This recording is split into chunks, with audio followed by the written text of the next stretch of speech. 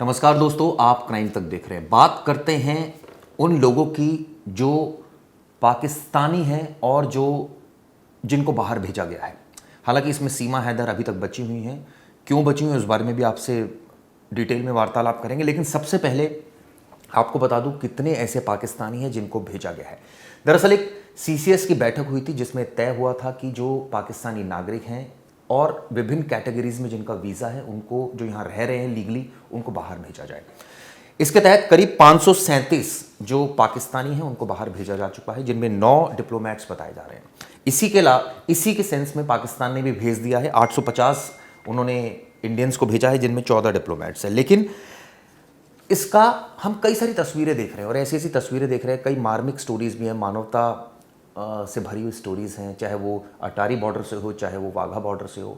लोग आ रहे हैं अपनों को छोड़कर, कई सालों से रह रहे थे, लेकिन चूंकि अब युद्ध जैसे हालात हैं, यही कहें कि तनाव है, और इसको लेकर वो लोग भी भुगत रहे हैं इसका दंश जिन लोगों का कोई मतलब नहीं है युद्ध से, जिनका कोई मतलब नहीं है सरकारों से, जिनका मतलब सिर्फ ये है कि वो अपने परिवार या अपना ये कहें कि खुशहाली के लिए एक दूसरे की कंट्रीज़ में गए, लेकिन अब उन्हें ये दंश झेलना पड़ रहा है। आपको बता दूं, मेडिकल वीज़ा पर जो लोग आए थे उनको सिर्फ 2 दिन की और मोहलत दी गई थी, उनको भी वापस भेजा जा रहा है।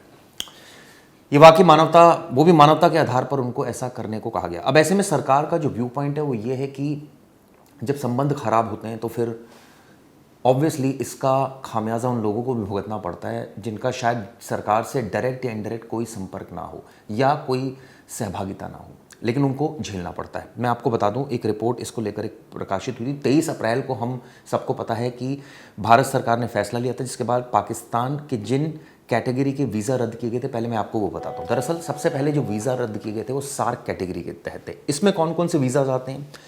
इसमें आते हैं जो स्पोर्ट्समैन हैं, जो जजेस हैं, हाई प्रोफाइल लोग हैं, वो सार्क के तहत उनको वीज़ा जो है वो दिया जाता है। लेकिन अब वो वीज़ा आम नागरिकों को नहीं मिलता। आपको क्लियर बता दूं, ऐसी कैटेगरी के लोग जो पाकिस्तानी हैं, जो भारत में रह रहे थे इस वीज़ा के तहत, उनको भी बाहर भेजा गया।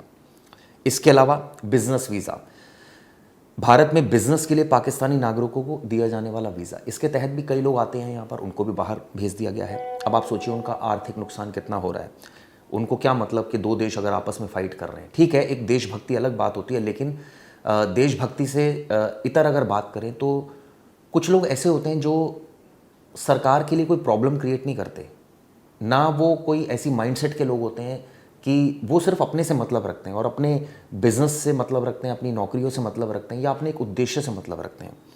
कुछ ऐसे हैं जो विजिटर वीज़ा के तहत आए थे, जिनमें रिश्तेदार परिवारों से मिलने के लिए जो वीज़ा दिया जाता है। कुछ कॉन्फ्रेंस वीज़ा के तहत आए थे, कुछ जर्नलिस्ट वीज़ाज़ के तहत आए थे, transit visa, film visa, student visa के तहत आए थे, कुछ group tourist visa, Pilgrim visa के तहत जो आए थे, माउंटेनियरिंग वीज़ा के तहत जो आए थे, मेडिकल वीज़ा के तहत हुए थे। ऐसे तमाम वीज़ाज़ थे जिनके तहत लोग यहाँ पर आए थे और उनको बाहर का रास्ता दिखा दिया गया है। कईयों को 2 दिन की मियाद दी गई, कईयों को 4 दिन की दी गई सिर्फ मेडिकल वीज़ा वालों को। वो भी इसलिए ताकि ऐसा ना हो कि ट्रीटमेंट में कुछ ऐसे ट्रीटमेंट हैं जो, मुझे याद है कि जब मेरे एक रिलेटिव का ट्रीटमेंट चल रहा था दिल्ली में ही एक अस्पताल में, नामी अस्पताल में, तो उस वक्त पाकिस्तान से कई सारे पेशेंट्स आए हुए थे, कई बच्चे भी थे उनमें, जिनको हार्ट से रिलेटेड इश्यूज़ था। उनका ट्रीटमेंट यहाँ पर हो रहा था दिल्ली में। आप सोचिए कि अगर ऐसी स्थिति में जब ये तनाव हो जाए, उनको वापस भेजा जाने लगे, तो उनकी सेहत पर भी असर पड़ सकता है इस बात का। लेकिन अब क्या करें, जब संबंध ही ख़राब हैं तो इस तरह के कठोर फैसले भी लेने पड़ते हैं। मेडिकल वीज़ा को छोड़ दे तो बाकी सभी कैटेगरी के पाकिस्तान वीज़ा धारकों के लिए भारत छोड़ने की मियाद खत्म हो चुकी है। सिर्फ मेडिकल वीज़ा धारकों के लिए 29 अप्रैल तक की मोहलत दी गई थी। ये बात सच है, वो भी मानवीय आधार पर, यानी जो बाकी वीज़ा धारकों के मुकाबले मेडिकल ग्राउंड पर भारत आए पाकिस्तानियों को 2 दिन ज़्यादा ठहरने की इजाज़त दी गई थी। ऐसा इसलिए किया गया था ताकि उनका कोई इलाज अधूरा ना रह जाए। हालांकि देखिए, कई बार ऐसा भी होता है कि इतनी जल्दी कई बार सर्जरी करनी होती है, कई बार और कॉम्प्लिकेशंस होती है, तो पेशेंट का यहाँ रहना ज़रूरी है। लेकिन अब ऑब्वियसली सरकार ने 2 दिन की मियाद दी और उसके बाद कहा कि आप जा सकते हैं। कुछ ऐसे वीज़ा होते हैं जिनको लॉन्ग टर्म वीज़ास कहते हैं, जो काफ़ी समय तक, 1 साल से लेकर 5 साल तक यहाँ रह सकते हैं। इनको बढ़ाया भी जा सकता है, ऐसा जानकारी है। अब ऐसे लोगों पर इसका कोई असर नहीं है। जो ये जो फैसला लिया है सरकार ने, वो रह सकते हैं।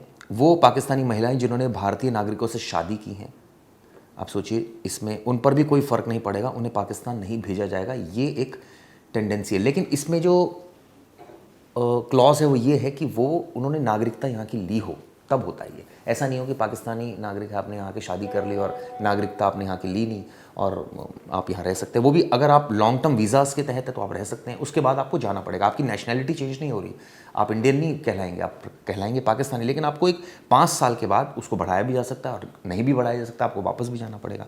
तो ये कुछ इस तरह की तस्वीरें कई हमने देखी, जिसमें माँ से बेटा तो पति से पत्नी बिछड़ गए, इस तरह की कई सारी तस्वीरें हमने देखी। और काफ़ी ये हृदय विदारक तस्वीरें थीं, जिनको देखकर हम भी काफ़ी इमोशनल हो गए देखकर। मैं आज एक सुन रहा था, अटारी बॉर्डर से भी एक बाइट आ रही थी एक लेडी की, जो पाकिस्तान से, जो इंडियन है, जो पाकिस्तान में थी, जो यहाँ पर आ रही है। वो कह रही है कि मेरे शोहर वहाँ पर है, मेरे बच्चे वहाँ पर है, मुझे यहाँ आना पड़ रहा है, अब मैं यहाँ कैसे अपना ज़िंदगी गुजर बसर करूँगी। तो बहुत सारी ऐसी चीज़ें हैं। आपको बता दूं, उत्तर प्रदेश से कुल 118 पाकिस्तानियों को भेजा गया, जिनमें एक अभी नहीं भेजा गया, सबको पता है, वो सीमा हैदर है। बिहार में 19 पाकिस्तानी को भेजा गया है। इसके अलावा मध्य प्रदेश में 228 हैं। इसके अलावा गुजरात में 7 हैं, अहमदाबाद में 5 हैं।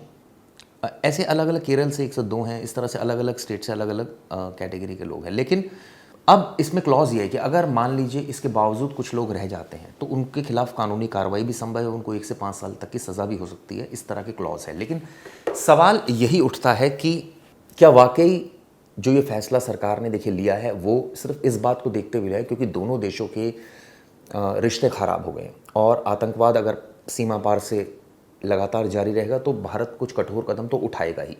लेकिन एज ए सिटीज़न अगर हम बात करें तो ठीक है कि कुछ लोग होते हैं जिनको सरकार से बहुत लेना देना नहीं होता, जैसे मेरी वीडियो की शुरुआत में आपको बताया था। लेकिन सरकार ऐसे लोगों के बारे में कहती है कि उनको भी देशभक्ति उनके अंदर होनी चाहिए, उनके अंदर भी एक देश का जज्बा होना चाहिए, उनके अंदर भी ये भावना होनी चाहिए कि ठीक है, देश के नागरिक अगर मरे हैं या उनकी हत्या की गई है, उनका नरसंहार हुआ है, तो इसमें जिम्मेदारी ये नहीं कि हम अगर उनसे डायरेक्टली रिलेटेड नहीं है, कनेक्टेड नहीं है, तो हमारी कोई जिम्मेदारी नहीं बनती। जैसे कई लोग कहते हैं कि भाई मैं क्या करूं, मैंने थोड़ी कुछ किया है, या मैंने थोड़ी आतंकवादी हमले में करवा रहा हूं, या मैं थोड़ी शामिल हूं, मुझे क्यों भेजा जा रहा है। तो कहने का मतलब ये है कि देखिए, हमें इसको आइसोलेशन में नहीं देखना चाहिए, इसको एक कलेक्टिव वे में देखना चाहिए कि अगर ये जो हमला हुआ, ये सिर्फ उन 26 लोगों की मौत नहीं हुई है, ये दरअसल हमला पूरे भारत पर हुआ है। तो ऐसे में भारत के तमाम नागरिकों को इसी सेंस में सोचना चाहिए कि अगर सरकार कोई फैसला ले रही है तो उसके पीछे बहुत विचार करने के बाद ये फैसला लिया गया।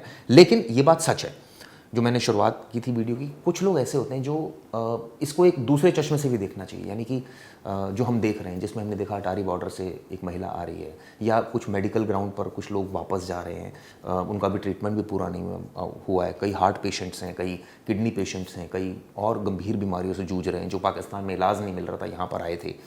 तो ऐसे लोगों को अगर वापस भेज दिया जाएगा तो नेचुरली इसका इम्पैक्ट कुछ भी हो सकता है। तो मैं इस सेंस में ये बात कर रहा था। हालांकि देखिए, इसमें दोनों ही पॉइंट ऑफ व्यू है। कुछ लोग बहुत ज़्यादा देश प्रेम में बिलीव करते हैं और कुछ लोग ऐसे होते हैं जो कहते हैं कि ठीक है, अगर हम अपनी तरक्की करेंगे तो देश की तरक्की ऑटोमेटिकली हो जाएगी। और वो लोग बहुत ज़्यादा मतलब नहीं रखते दूसरे लोगों से, और वो मतलब सिर्फ अपने से रखते हैं, अपने परिवार से रखते हैं, अपने कामों से रखते हैं, अपने अच्छे कामों से रखते हैं। उनका इस तरह की सोच होती है कि अगर हम अच्छा काम करेंगे और हर कोई अगर ये सोचे कि मैं अच्छा काम करूँगा तो नेचुरली देश तो विकास करेगा ही। खैर, अलग अलग व्यू पॉइंट है। ये वीडियो दोस्तों कैसी लगी आपको बताइएगा ज़रूर, क्योंकि इसमें जज्बात है इस वीडियो में, और ये कहीं ना कहीं ये बता रही है कि जब दो देशों के रिश्ते ख़राब होते हैं तो उसका कुछ पॉजिटिव इम्पैक्ट भी होता है, कुछ नेगेटिव इम्पैक्ट भी होता है। आगे भी मैं आपको वीडियो इस विषय पर बनाता रहूँगा। ये वीडियो के बारे में आपकी जो कमेंट्स हैं आप लिख सकते हैं। धन्यवाद।